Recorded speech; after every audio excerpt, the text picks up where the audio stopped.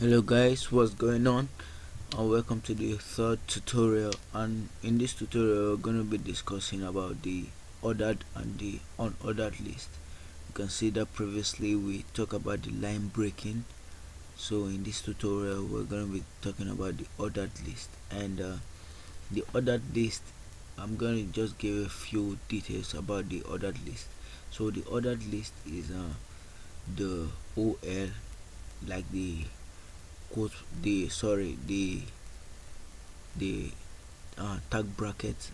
So you put the OL, and the unordered list is the UL, just like the opposite of it. The one is the OL, and one is the UL. So I'm going to be showing you guys how we can create an ordered list in our HTML project to reflect on our website. So this is where we left off in our previous video, so I'm gonna be continuing from there. And we wrote here, my website entails a lot of features. So this, we have to tell them what our website entails. So first of all, we have to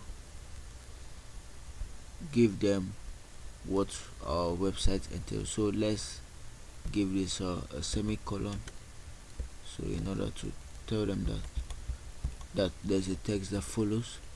So let's break this. So what we're gonna do is to add the, let's start from the unordered list. So it's the UL. So when we have added that, we are gonna, the list, li goes for the list. And let's type in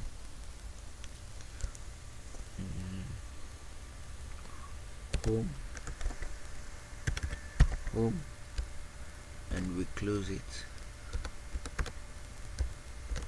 And let's go with another one. Let's call this about us. Then we close this.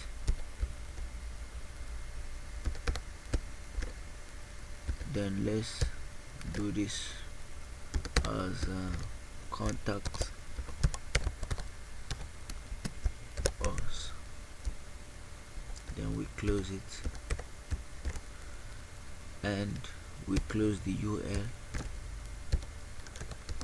Remember, anything we do, we have to close it.